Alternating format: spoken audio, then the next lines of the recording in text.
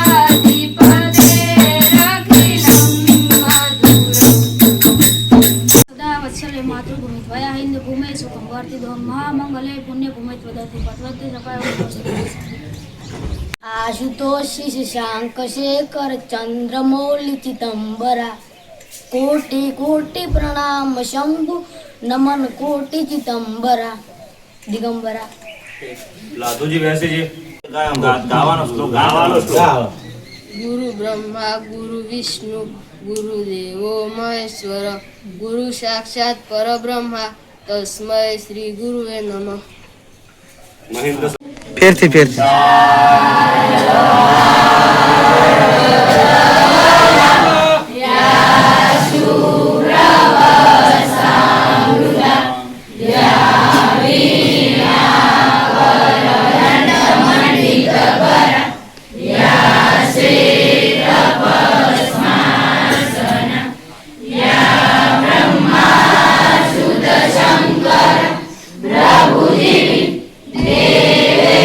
सदा वंदिता समावा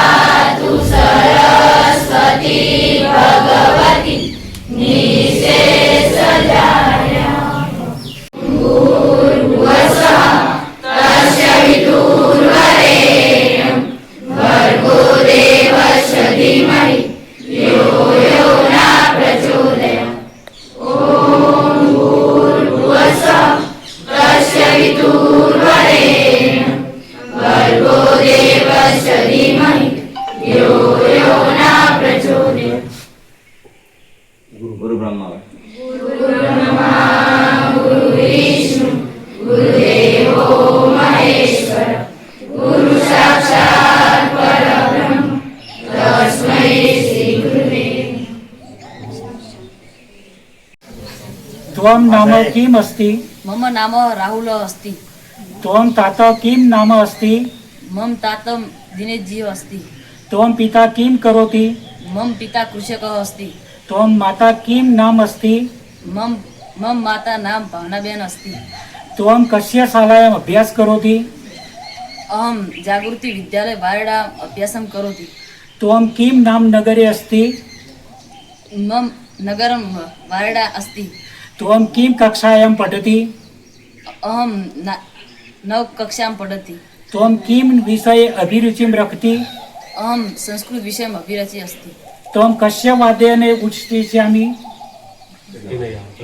साल से अहं षट्वादने उत्तिष्ठति।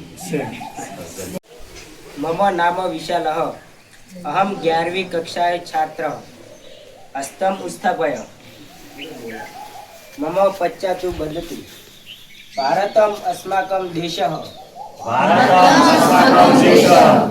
वयं सर्वे भारतीयाः परस्परं भ्रातरो भगिनश्च। अस्माकं देशः प्राणेभ्योऽपि प्रियतरः। अस्य समृद्धो विविध संस्कृतो च वयं गौरवम् अनुभवाम। वयम् अस्य सुयोग्याः अधिकारिणो भवितुं प्रयत्नामाना भविष्यामः। वयं स्वपित्रो शिक्षकाणां गुरुचाणां च सदैव सम्मानं करिष्यामः। सर्वेच्च सह शिष्टतया व्यवहारं करिष्यामः। वयं स्वदेश भाजः भवेम। तेषां कल्याणे समृद्ध च अस्माकं सुखं निहितम् अस्ति। जयतु संस्कृतं जयतु भारतम्। हस्त संस्कृत दिवस पर भाषण। सरल भाषा संस्कृत, सरल भाषा संस्कृतम। सरल सरल मनोज्ञ मंगल देव भाषा संस्कृतम। नमो नमः। आप सभी को संस्कृत दिवस की हार्दिक शुभकामनाएं। संस्कृत विश्व की सभी भाषाओं में सबसे प्रमुख, सबसे मधुर और सबसे सरल भाषा है। संस्कृत भाषा का इतिहास बहुत पुराना है। तथ्यों और तर्कों के आधार पर संस्कृत भाषा सबसे पुरातन भाषा मानी जाती है। यह मात्र भारत की ही नहीं बल्कि पूरे विश्व की पुरानी भाषा है। संस्कृत को देव माना जाता है। यह कई भाषाओं की जननी है। संस्कृत हमारी भारतीय संस्कृति का आधार है। संस्कृत सबसे अधिक वैज्ञानिक भाषा है क्योंकि यह जैसी लिखी जाती है वैसी ही पढ़ी जाती है। संस्कृत से ही भारतीय संस्कृति है। संस्कृत से ही संस्कार है। संस्कृत भाषा ही भारतीय अध्यात्म का आधार है। किंतु आज हम भारतीयों ने संस्कृत और हिंदी जैसी भाषाओं को ऐसे स्तर पर लाकर खड़ा कर दिया है कि आज उनके प्रचार प्रसार की आवश्यकता पड़ रही है। नई शिक्षा पद्धति में भी संस्कृत को एक विकल्प के तौर पर रखा गया है, जबकि इसे अनिवार्य किया जाना बहुत आवश्यक है।